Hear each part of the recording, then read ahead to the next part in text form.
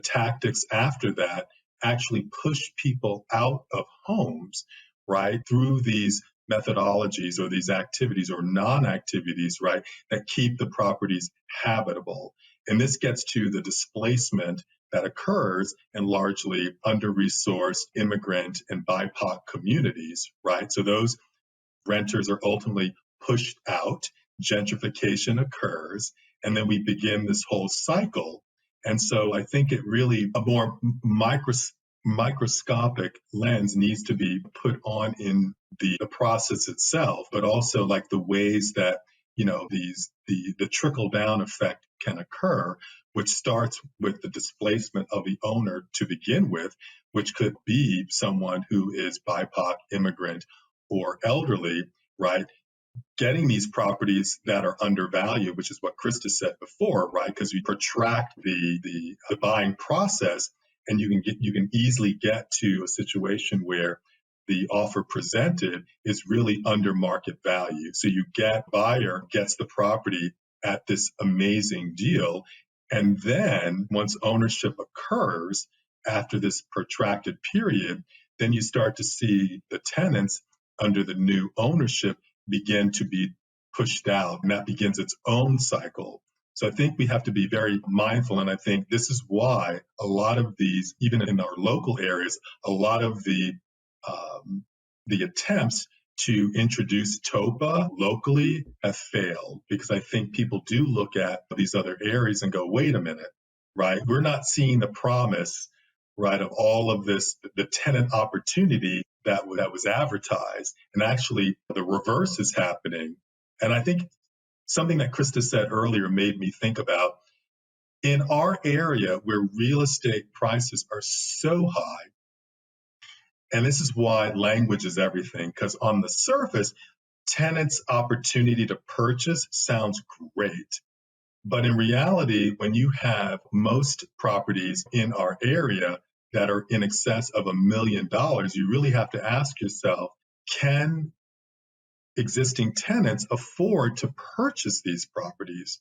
And I think this kind of gets into maybe better uses of funding that municipalities can have by looking at other programs that exist and funding those more, first-time buyer programs, things of that nature which exist today, which may need some additional funding, and that may be a better route to home ownership.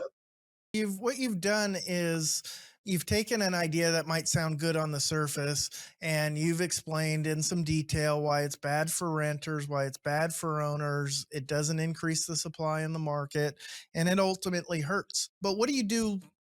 What do you do locally to explain that to city council people? How do you organize to fight these things? That's a really good question. Something obviously both Derek and I can answer, because that's exactly what we've been doing. It's a little bit twofold. First of all, it is the work of the associations and experts and lobbyists like myself and Derek to have those conversations with legislators to really help them understand the process of purchasing, especially purchasing of rental income properties. The other half of it, though, and a really impactful part of it, is our members and property owners who can tell their personal stories. And we have found the most impactful stories are the ones from owners who are older, who have had the property in their family for many years, perhaps acquired it under difficult circumstances like redlining, through the blocking of traditional loans from the banks in the 60s to certain community members. Those kinds of stories to explain how they have acquired the property, and how a really important part about our property owners and our members are they are the ones that offer the most affordable housing in these very expensive California cities. And that we know for a fact that the owners of color typically will rent to other people of color and provide the housing that other owners aren't necessarily providing, and at a more affordable rate. To devalue their property through this kind of a policy doesn't really benefit anyone. It doesn't benefit the tenants. It doesn't benefit the owners, and it really doesn't benefit the community. So we tell those stories. We ask people to get involved with our associations, to be willing to stand in front of legislators and elected officials and tell those stories. And we do see that have an impact, so that ultimately we can come up with alternative solutions. Because, by the way, tenants have always had the opportunity to purchase the property they live in. Right. That's that's the not so secret in all of this, is that there's always been that opportunity. And Krista's 100% correct. It's like our job as association leaders, we educate our members, but we also have to educate the media. We have to educate our municipal leaders and policymakers. And I think that's a big job. But I think through the stories, as Krista said, through the stories that our members have, the legacy of redlining and blockbusting and all of these things really enter into this conversation. And our members are super sensitive around all these things because they're the ones being impacted. So they can tell these stories historically speaking, and then having or setting up a situation where policymakers can really interrogate these ordinances more. And I think this gets into another part of, I think that's been very effective in terms of our ground game, has been, hey, what analysis have you done? What impact studies have you done? So that when you introduce policies like this, that you have some assurance that they're going to do what you intend for them to do. And I think that this has been a critical piece in terms of our positioning and opposition around this thing. And we want our legislators and our municipal leaders to do the work, right? Have staff do this, hire the people that can do the analysis and impact on these communities so that you're better informed. I love that idea that you're going to actually use data and statistics to determine public policy. It sounds radical and refreshing. But I know this isn't the only issue on your plate. Property owners in California have come from dealing with COVID. You've dealt with eviction moratoriums. You've dealt with all of this, and you come out of that, and now you're facing this TOPA challenge. As a busy property owner that's trying to provide high quality housing, deal with the regulations that exist from top to bottom, get my units turned and filled up with tenants who are going to pay the rent on time and be good neighbors, why should I add engagement with a local association to my plate? I'm already busy, and it's more than I intended when I got into this situation. Why should I add another thing to my plate? Oh, that's the question everybody has on their mind. Many of our members have full-time other jobs in other industries, and managing their properties is just a side job. So to add to that, advocacy and legislative work can really be daunting and overwhelming. But I think it's important to note that a lot of us live in the state of California because we really appreciate the protection of our freedom of speech and our ability to be involved locally, participate in grassroots efforts, elect officials, be in democratic process.